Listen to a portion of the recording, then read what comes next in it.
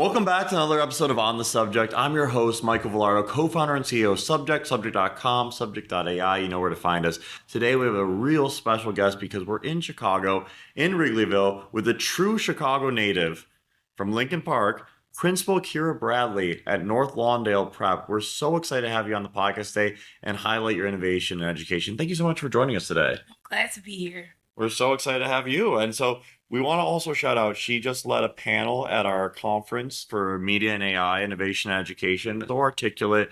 What makes you so passionate about being able to be innovative in education? How have you brought such an innovative lens to the space?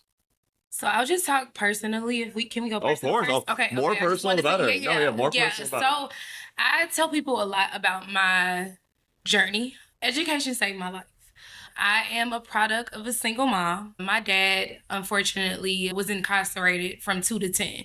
Very impressionable years for any girl dads out there. That really impressionable years for me. And so one of the things that I did watch my mom do, work 2 and 3 jobs to put me through some of the best schooling that I got to experience. And so when I talk about the possibilities, it was my teachers, it was my leaders, it was the principal, it was all of the, what we call the village, like lending itself to me and then allowing for them to see me, right? And so when we think about some of the most amazing leaders, I am looking at the resume, but I'm also looking at the impact. And one of the things that continues to get me up out of the bed day after day, hour after hour, is this idea around being a really selfless leader and really paying it forward.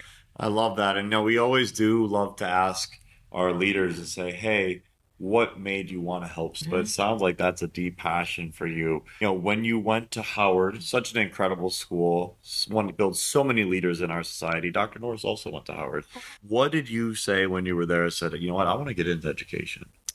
So crazily enough, it wasn't originally education. Okay. I was a bio and chem major. And so I originally thought that I was going in to be a pharmacist. Yeah. But then the pharmacy track was pharmacying, as the kids say. And I was just like, yeah, no, I'm not doing this. So it never was education for me originally. And so then I just maintained a bio track and ended with chemistry as my minor. But I think what I go back to is just, I'll never forget my science teacher at Providence A. Mill, Mr. McGrath.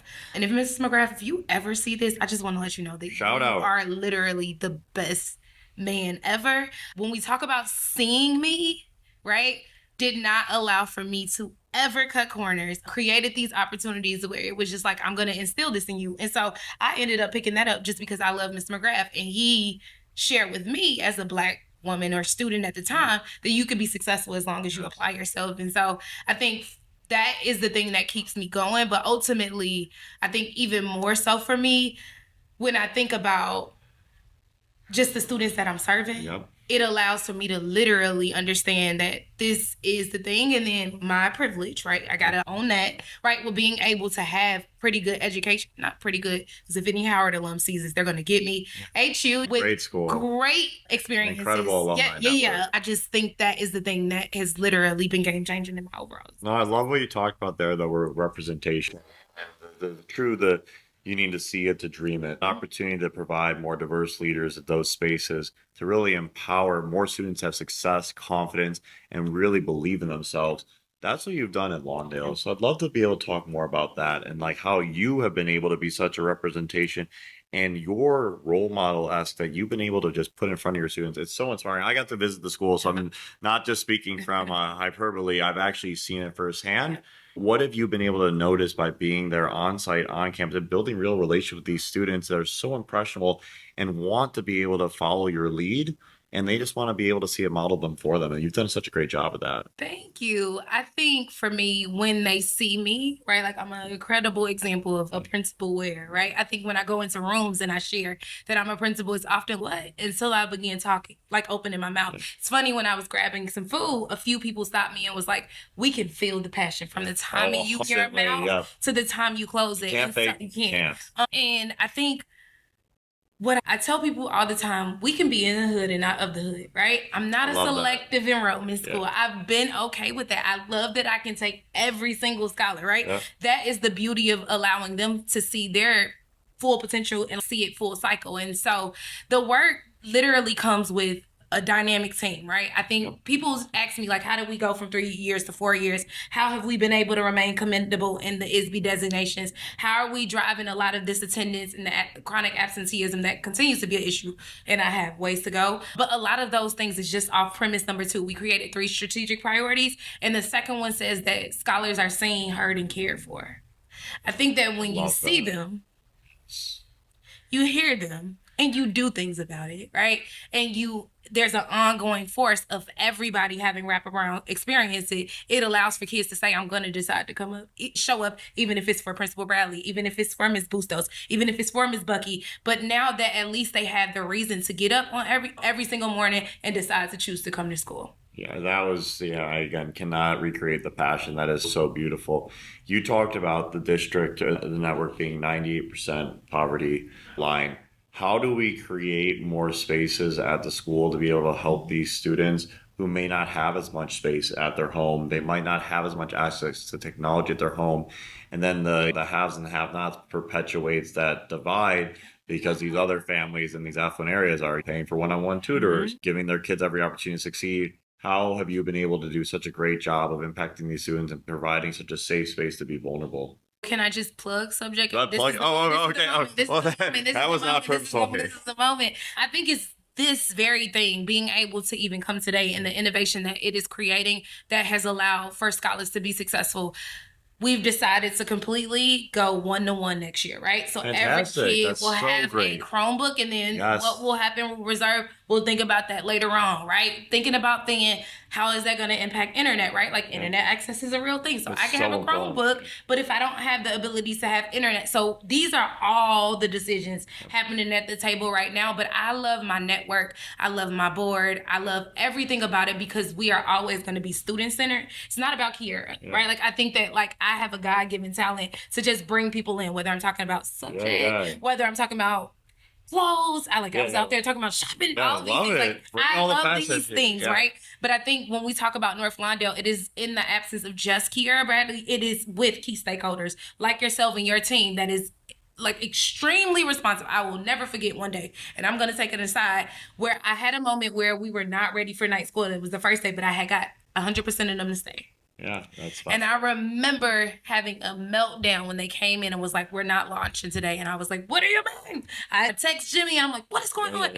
And literally that response time is not a thing that you guys just push. It is my real reality. So much so that everybody has my personal number now because the work phone is not always with me. But it becomes a thing around all of these things, your innovation, right? Your vision, and everybody deciding to come to the table. I see a lot of parallel process with subject every time I'm looking on LinkedIn around what do you all want? And I love that you have decided for it to be student first, right? All about students. All about students. So then when people are saying, oh, man, that created subject, you realize that I can get the glory, in all the accolades. But even in that, when I'm not doing everything that is in service to children, it means it's all about the student. I completely agree. And it's all about the team, which it sounds like you've built a great team as well. And we're really lucky to have them. And I think the really exciting piece here is that you talk about always being able to bring your best before your passion, or authentic self, and being authentic and raw invites other people to be authentic and raw. And I think it's great, where we're at in society, where people don't want to see canned answers. They want to see your real self. So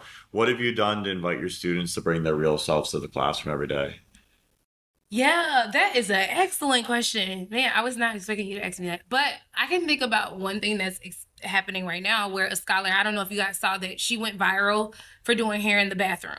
And it's literally been iterations of this story. At your campus? Yeah. Amazing. ABC, Fox. Fox originally took it. And a lot of the reason why people were really excited about it, because she paid it forward, but also what was my response?